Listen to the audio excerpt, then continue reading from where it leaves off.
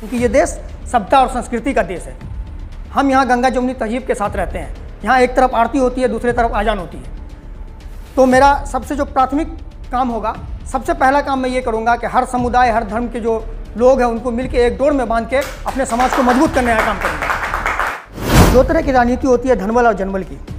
धनबल जिनके पास है, धनबल की राजनीति कर रहे हैं, उनके पास धनबल है।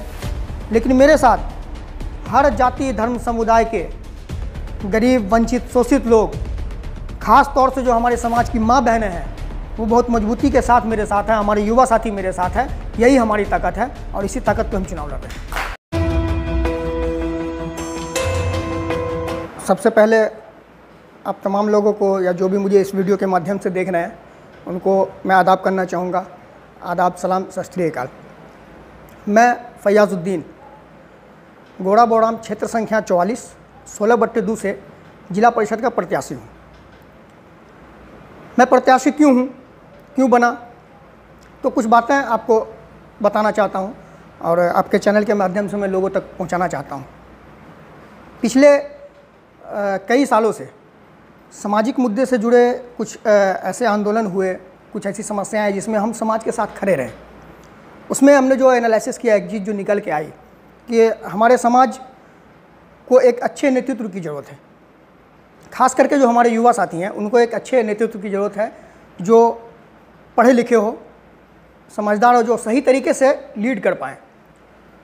तो इसी तरह से बात चली और समाज के बीच, युवा साथियों के बीच तमाम बात होती रही।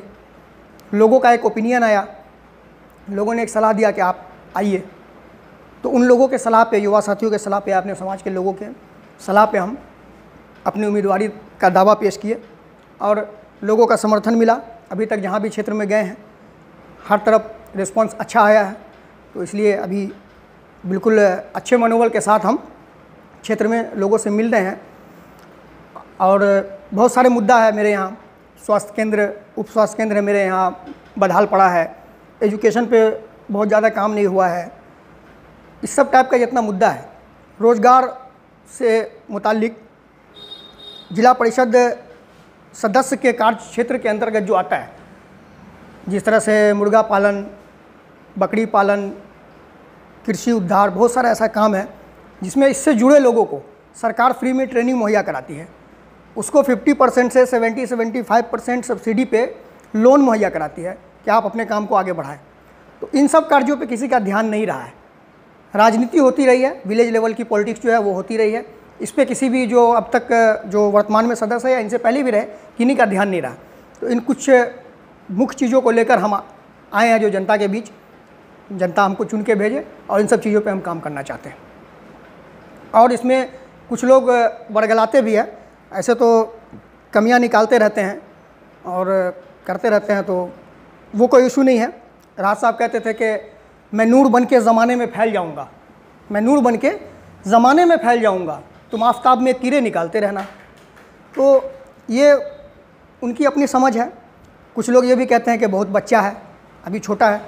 तो इस ऐसी जब ऐसे स्टेटमेंट आते हैं ना सामने से, तो मुझे एक चीज़ बहुत मतलब लगता है कि जब भी कोई आंदोलन हो, जब भी समाज में कोई ऐसी समस्या है, समाज के अंदर कोई बुराई हो, उस वक्त जितने बड़े लोग हैं ये कहने लगते हैं कि भाई तुम नौजवान हो, तुम नई नस्ल हो, तुमसे ही इनकलाब आएगा, तुमसे ही देश बदलेगा।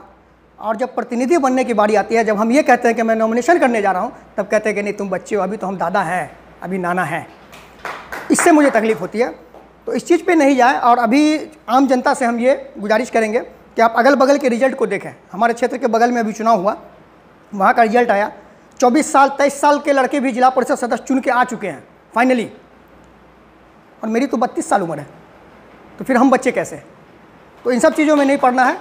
आपको ये देखना है, क्वालिटी देखना है। देखिए, आपको ना रिश्तेदार चुनना है, ना अपना धर्मगुरु चुनना है, ना आपको मस्जिद के लिए इमाम चुनना है, ना मंदिर के लिए पुजारी चुनना है। आपको अपने क्षेत्र के विकास के लिए, आपको अपने प्रतिनिधि के लिए चुनना है। आप अपना प्रतिनिधि ऐसे लोगों को चुनिए जो आपका काम कर सके। जाति, मजहब, बिरादरी, खानदान, इस सब चीज़ों से ऊपर उठ के आपको चुनना होगा। ये कुछ आम जनता से मेरा रिक्वेस्ट है। और कुछ पूछना चाहें आप तो? किस उद्देश्य के साथ आप आए हैं मैदान में, क्या कुछ करना चाहते हैं? अगर आप जीत जाते हैं तो क्या कुछ कीजिएगा क्षेत्र के लिए, लोगों के? देखिए, मेरे उद्देश्य में जो आमतौर पे जो मुद्दा होता है, स्वास्थ्य, शिक्षा, रोजगार, ये सब जो मुद्दा है वो तो है ही। मेरा एक उद्देश्य, जो खास उद्देश्य है, जो मेरा अपना खास मकसद है, वो जो हमारे समाज में जो सामाजिक सौहार्द है, जो आपसी भाईचारा है, पिछले कुछ सालों से इसका स्तर बहुत ही नीचे आ गया है।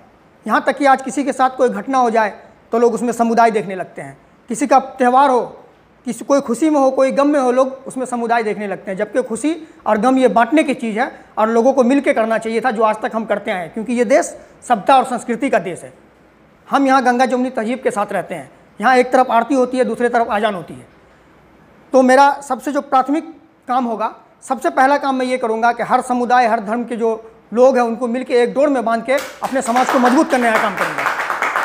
आप पहली बार राजनीति में कदम रख रहे हैं, तो किस तरह आप इस पंचायत चुनाव को जीतेंगे? क्योंकि आपके सामने कई और भी प्रत्याशी होंगे, कई पैसे वाले होंगे, कई मजबूत कैंडिडेट होंगे। तो ऐसे में आपकी क्या तैयारी है? किस तरह जो है विश्वास करते हैं कि आप जीत जाएंगे? जी बिल्कुल, बहुत सारे कैंडिडेट हैं, बड़े बड़े लोग हैं, पैसे वाले लोग हैं। सामने हम एक साधारण व्यक्ति है, एक युवा है। तो दो तरह की राजनीति होती है, धनबल और जनबल की।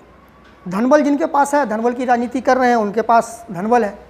लेकिन मेरे साथ हर जाति, धर्म, समुदाय के गरीब, वंचित, शोषित लोग, ख़ास तौर से जो हमारे समाज की माँ बहनें हैं, वो बहुत मजबूती के साथ मेरे साथ है। हमारे युवा साथी मेरे साथ है।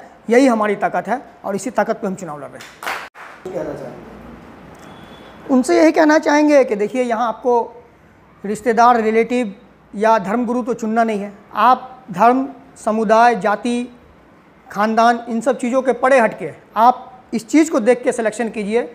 ऐसे आदमी को अपना मत दीजिए जो आपका प्रतिनिधि बनकर आपका काम कर सके। न कि अपने जाति को देखिए, ना अपने धर्म को देखिए। यहाँ धर्म का कोई बात नहीं है, यहाँ जाति की कोई बात नहीं है, यहाँ खानदान का कोई मसला नहीं है। यहाँ आपको प्रतिनिधि चुनना है। प्रतिनिधि ऐसा हो जो आपके ज़रूरत पे खड़ा उतरे। ऐसे लोगों का चुनाव आप कीजिए। यही हम तमाम लोगों से अपील करना चाहेंगे।